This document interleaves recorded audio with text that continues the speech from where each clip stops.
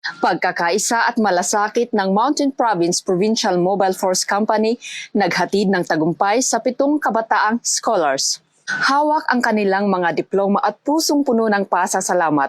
Matagumpay na nagtapos sa kolehiyo ang 7 benepisyaryo ng Educational Enhancement Program o EEP ng Mountain Province Provincial Mobile Force Company. Buong pagmamalaking ipinagbunyi ng MPPMFC sa pangunguna ni na Police Lieutenant Colonel Sandoval Balnes at Police Lieutenant Colonel Efren Cugasi ang pagtatapos bilang cum laude ni na Tricia Antoniano sa Bachelor of Secondary Education in English at Ivy Fangsilat sa Bachelor of Science in Criminology. Kabilang sa mga nagtapos sina Jumari Duklan at Johnny Ann Magumsya ng Bachelor of Science in Criminology, Judian Lamagan ng Bachelor of Science in Information Technology at Joan Fiswine ng Bachelor of Science in Nursing. Samantala, kamakailan din ay nagtapos ng Bachelor of Science in Medical Technology si Sheila Leonor Alwaden. Higit pang naging makasaysayan ang selebrasyon ngayong taon dahil bukod sa mga bagong nagtapos, opisyal na ring naging registered criminologist ang isa pang benepisyaryo ng EEP na si Julius Tupagan matapos itong pumasa sa Criminology Licensure Examination nitong Abril.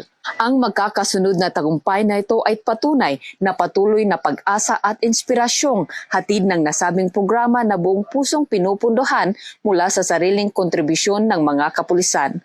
Sa pamamagitan ng kanilang voluntaryong buwan ng ambagan, nakapagbibigay sila ng tulong pinansyal sa mga kabataang nangangailangan upang may pagpatuloy ang kanilang pag-aaral. Bagamat hindi man kalakihan ang halaga, malaki naman ang naitutulong nito sa mga mag-aral sa kanilang gastusin. Lubos naman ang pasasalamat ng mga benepisyaryo sa hindi matatawarang suporta ng mga kapulisan. Hindi lamang sa aspetong pinansyal, kundi maging sa gabay at inspirasyong natanggap nila.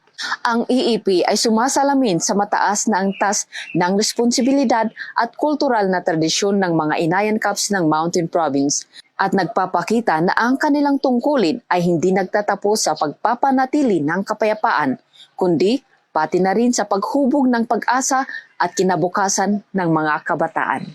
Thank you so much, Second CPMFC. Mula dito sa Mountain Province, ako ang inyong PNN correspondent, Police Corporal Marjorie Ngitiw, alagad ng batas, taga-taguyod ng Balitang Pulis.